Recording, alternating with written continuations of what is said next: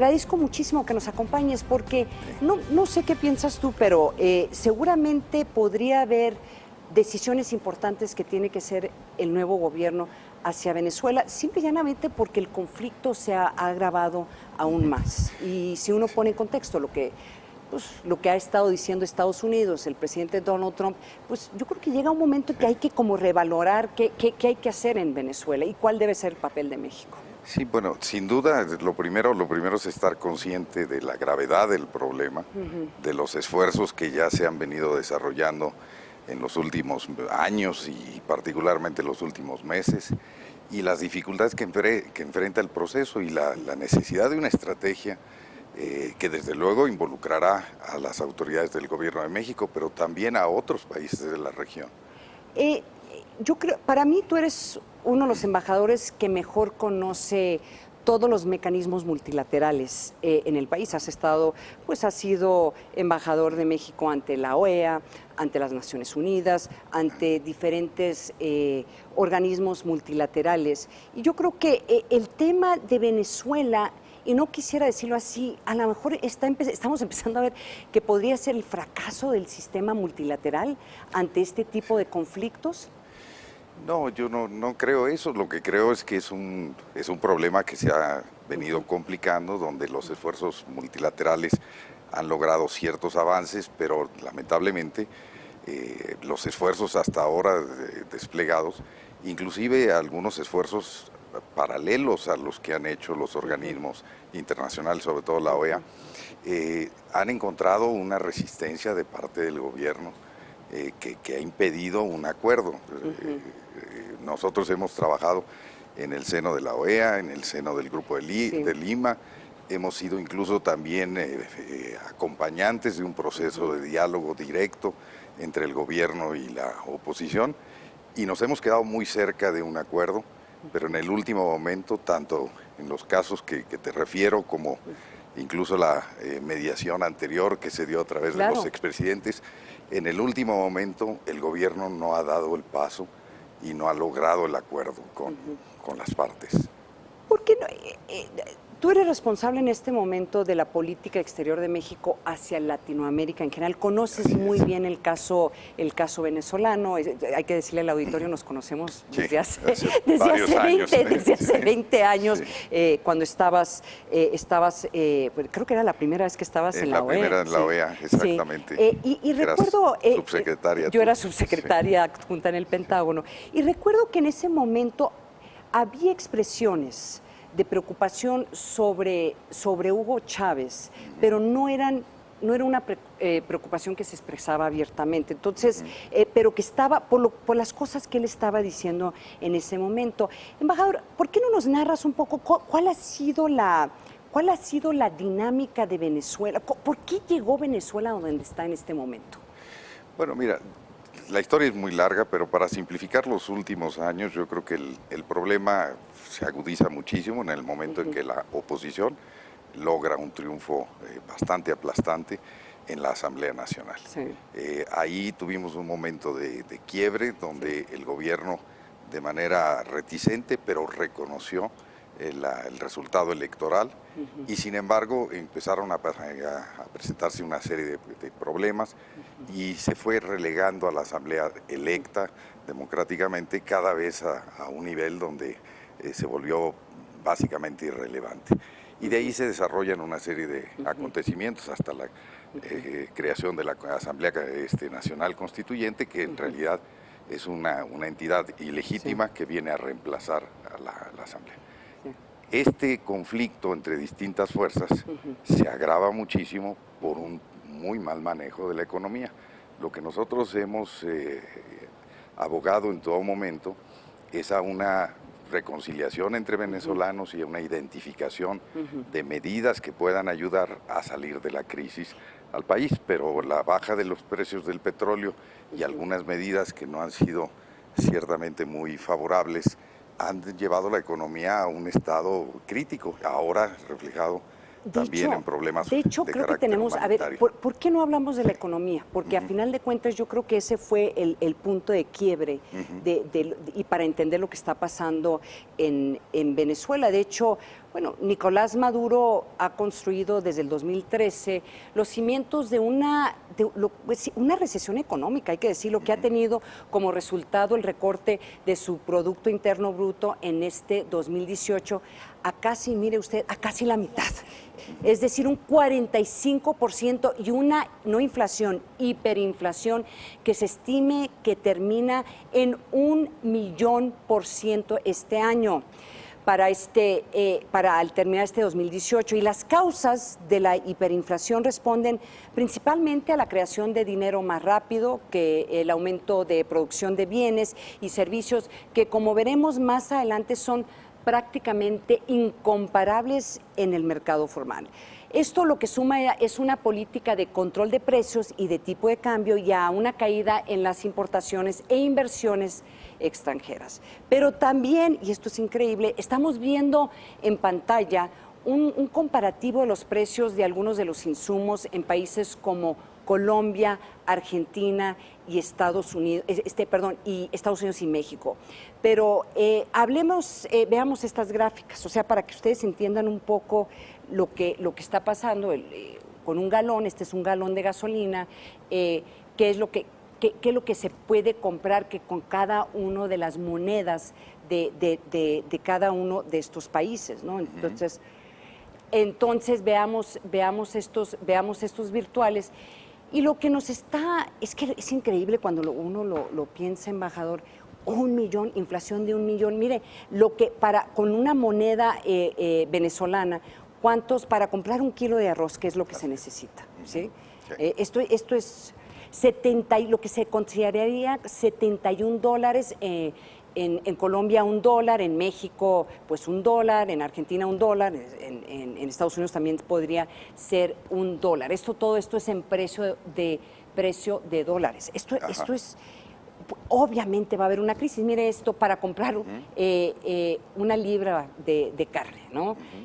Tendríamos que tener $107 venezolanos, o sea, con el comparativo con el dólar. Oficial. Mira, en Colombia 3, México 3. Es interesante que la mayoría de los países latinoamericanos, pues es muy similar el precio de la carne en dólares, que nos lleva también a pensar que aún resolviéndose el problema político, embajador, el problema económico, la crisis económica que está viviendo, mira, un jabón.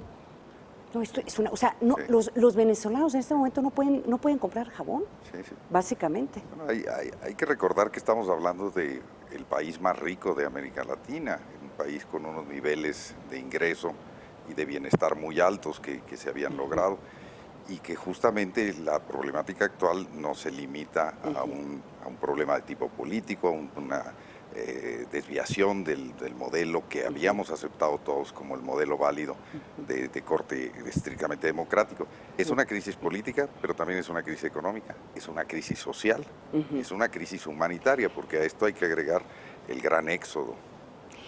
Y ahorita vamos a hablar del éxodo, porque cuando uno piensa desde la óptica de seguridad de México, o sea, ¿por qué estamos hablando sobre Venezuela en este programa? Es que México tiene que estar viendo a Sudamérica, tiene que estar viendo hacia Venezuela, porque sí tiene un impacto particularmente en decisiones futuras de su participación y qué papel va a jugar México en los mecanismos multilaterales. De hecho, para hablarnos de lo que está pasando en Venezuela, le doy y saludo en la línea telefónica hasta Caracas a Milos Alcalay. Él fue embajador de Venezuela ante la Organización de las Naciones Unidas. Milos, embajador, bienvenido al programa. Muchas gracias, muy contento de estar en tu programa, Ana María. Milos, ¿por qué no? Acabamos de hacer una muy breve descripción tratando para que nuestro auditorio entienda cuál es la situación de lo que se está viviendo en Venezuela en este momento desde una óptica económica, pero tal vez tú nos puedes dar unos detalles, o sea, puntualizar para el auditorio mexicano cómo se vive en Venezuela en este momento. Sí, bueno, yo comenzaría señalando de manera muy especial el agradecimiento al gobierno y al pueblo mexicano por la solidaridad tan amplia para apoyar una Venezuela totalmente resquebrajada. Muy bien decía Luis Alfonso, cómo el país más rico de América Latina se ha convertido en el país más pobre, con la serie de medidas que ha sido el colapso humanitario, la crisis económica, política, social, ética, los efectos del desequilibrio venezolano que han llevado a una emigración en los últimos tiempos, según cifras de ACNUR y de la Organización de Migración Mundial, a más de 2 millones de refugiados, a los que si se suman estos 20 años, 5 millones de venezolanos. Es un país que no conocía la emigración, sino que era conocido por ser un país de inmigración de los diversos países de América Latina, de Europa, en las diferentes etapas. Esa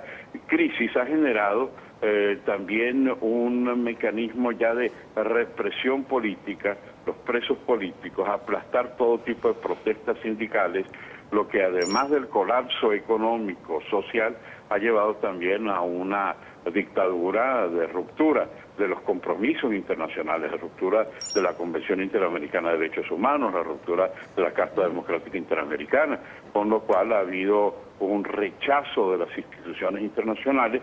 Y ustedes que conocen bien el esquema internacional, yo creo que en América Latina, que hemos tenido dictaduras muy feroces, nunca ha habido una unanimidad ni en gobiernos como el de Pinochet, o el de Videla, o el de Somoza, más algunos años, como el del rechazo a lo que ha significado el colapso humanitario. Pero no solamente en el caso de la solidaridad con los venezolanos, sino que esa voluntad de exportar el modelo del socialismo del siglo XXI ha llevado a generar desequilibrios en la región. Desequilibrios en donde no se ponen medidas a algunos de los factores del poder con el narcotráfico, algunos también con esas relaciones privilegiadas con el terrorismo, con el Hezbollah, con el Hamas. A veces uno piensa que Venezuela es un país que está más bien en el Medio Oriente, ¿no? Por sus vínculos con Siria, sus vínculos con Irán, y el enfrentamiento permanente con los vecinos latinoamericanos. La excesiva explosión social en búsqueda de una mejor calidad de vida ha generado problemas económicos. En un primer momento era la solidaridad con los venezolanos, pero ha sido tan masivo que muchos países han tenido que recurrir a la ayuda internacional para poder responder a este clima que ha desequilibrado y generado problemas de seguridad en las propias naciones hermanas. De manera que ya no es solamente un problema de Venezuela, sino del efecto negativo que ha impulsado en países de la región, como se pudo ver en esta semana, que yo diría que ha sido para el régimen venezolano una semana de terror. Sí. Las intervenciones de los jefes de Estado, la reunión de la Asamblea General, que por 93 votos destacó la importancia de que entre en la agenda el tema relativo a la ayuda humanitaria en casos de violación de derechos humanos. Lo mismo sucedió en Ginebra, con primera vez que el Consejo de Derechos Humanos a nivel de Estados ratifica la necesidad de que Venezuela acepte una ayuda humanitaria para llevar comida, medicina, y hay una negativa permanente siempre de atacar a los países vecinos, no solamente a Estados Unidos, sino a toda la América Latina democrática,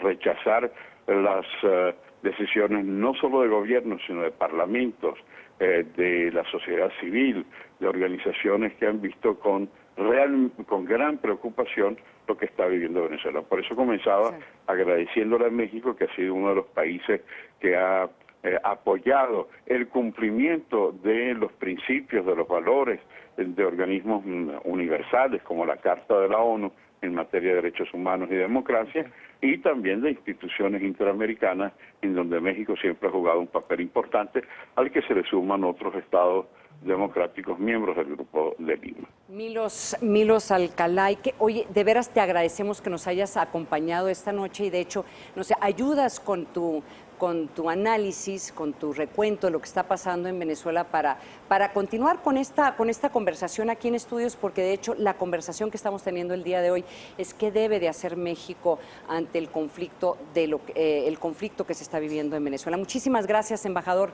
por acompañarnos esta noche. Gracias a ti, Ana María, y un saludo muy especial a todos mexicanos. Muchísimas gracias.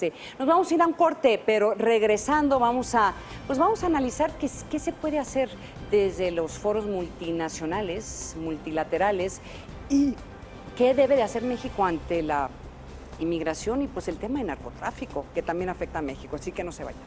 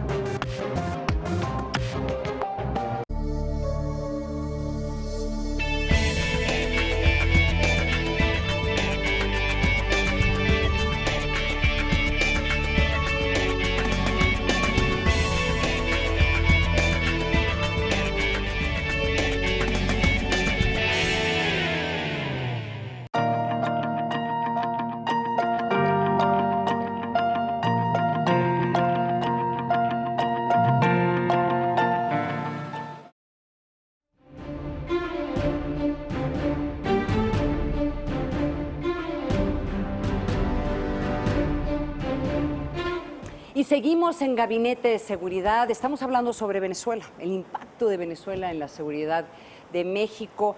Y yo creo que hay que hablar, cuando hablamos de Venezuela, también tenemos que hablar de Estados Unidos. ¿Cuál es la visión que tiene Estados Unidos ante esta crisis que se vive en Venezuela? Durante la Asamblea número 73 de la ONU, el presidente Trump se refirió a Maduro y dejó ver la posibilidad de una intervención a este país sudamericano. Veamos.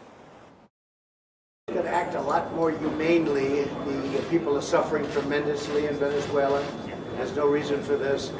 So I would certainly be open to it. I'm willing to meet with anybody. Anytime I can save lives and help people, if it's one life, I'm certainly willing. All options are on the table, every one. The strong ones and the less than strong ones. Every option, and you know what I mean by strong. Every option is on the table with respect to Venezuela. Y seguimos practicando con el embajador Luis Alfonso de Alba, subsecretario para América Latina y el Caribe de la Secretaría de Relaciones Exteriores.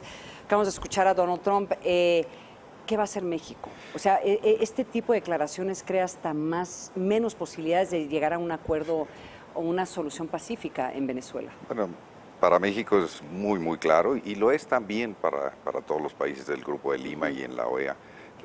La opción tiene que ser una solución, la opción pacífica. No hay duda, no hay espacio alguno para una solución violenta, no hay ningún apoyo y estamos absolutamente convencidos de que hay que combatir esa opción. Hay distintas maneras de ejercer presión, pero por las vías diplomáticas y sobre todo exigir el cumplimiento de compromisos de la propia Venezuela. Sí.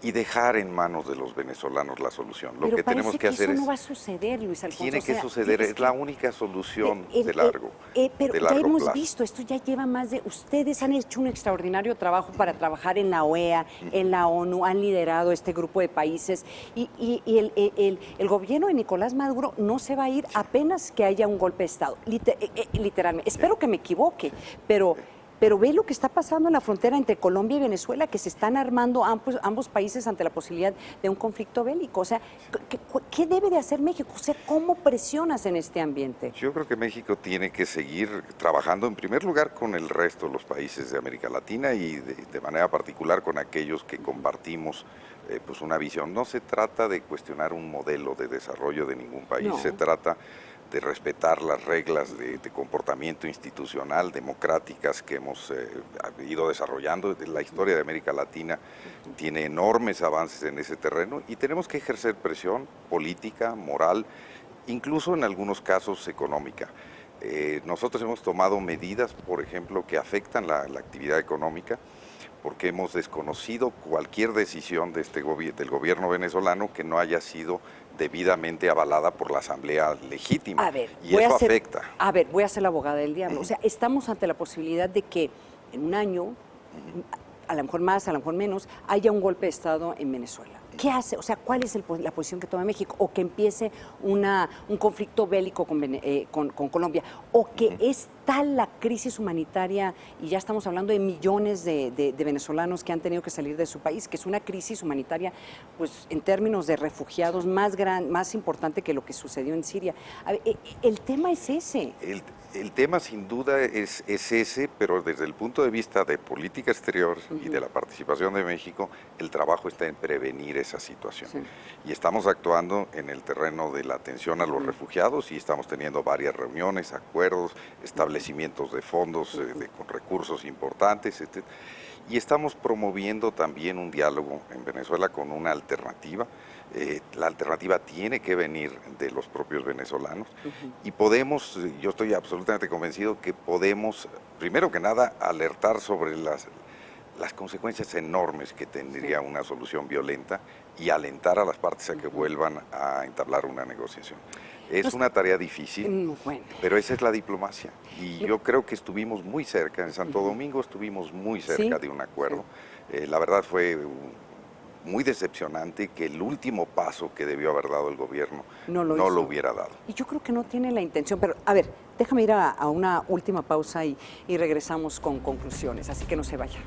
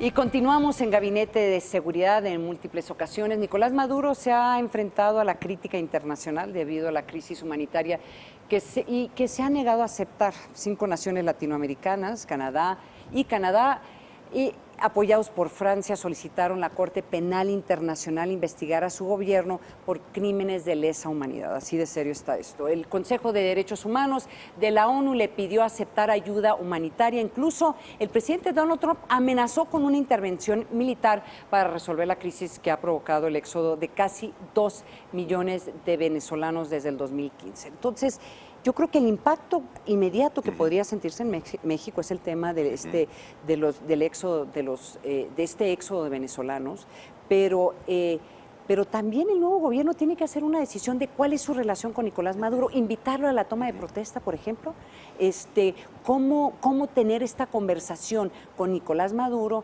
sin que también afecte la relación con Estados Unidos. Tú conoces muy bien esto. Sí.